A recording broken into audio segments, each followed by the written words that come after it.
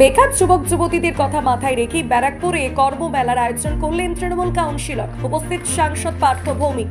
ব্যারাকপুর লোকসভার পুরনো গরিমা ফিরিয়ে আনতে বিধানসভা অনুযায়ী নানান কর্মসূচি আয়োজন করার নির্দেশ দিয়েছেন তৃণমূল সাংসদ পার্থ ভৌমিক। ব্যারাকপুর লোকসভার বেকার যুবক যুবতীদের কথা মাথায় রেখে প্রতি বছরের ন্যায় এবছরও একদিনের কর্মমেলার আয়োজন করা হয়েছিল ব্যারাকপুরের একটি প্রেক্ষাগৃহে। তৃণমূল কাউন্সিলর জয়দীপ দাসের নেতৃত্বে অনুষ্ঠিত হয় এই কর্মমেলায় প্রতি বছর কয়েক হাজার যুবক যুবতী নতুন কাজের সন্ধানে বিভিন্ন জায়গা থেকে এসে পৌঁছায়। মূলত 27টি কোম্পানির প্রতিনিধি আজ এই কর্মমেলায় উপস্থিত হয়েছিলেন। সাথে সাথে অনুষ্ঠানের সাফল্য কামনা করে উপস্থিত হয়েছিলেন ব্যারাকপুরের সাংসদ পার্থ ভৌমিক, বিধায়ক রাজ চক্রবর্তী, বিভিন্ন পুরসভার চেয়ারম্যান ও শাসক দলের পদাধিকারীরা। তৃণমূল সাংসদ বলেন, জয়দীপের এই প্রচেষ্টা আমাকে শিক্ষা দিল। আগামী দিনে আমি ব্যারাকপুর লোকসভার প্রতিটি বিধানসভায় এরকম কর্মশালা করা যায় কিনা সে বিষয়ে ভাবনা চিন্তা শুরু করলাম।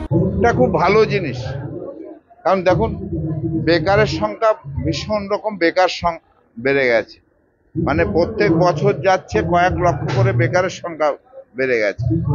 যে কারণে এই অনুভূতিটা 2014 সালে নরেন্দ্র মোদীর হয়েছিল, আমাদের বর্তমান প্রধানমন্ত্রী নরেন্দ্র মোদীর অনুভূতিতে এসেছিল যে ভারতবর্ষে এটাই হচ্ছে সব থেকে বড় সমস্যা।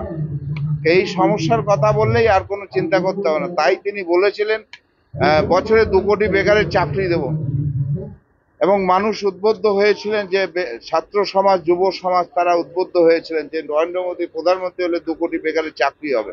না, কর্মহারাদের সাথে সম্পর্ক নেই।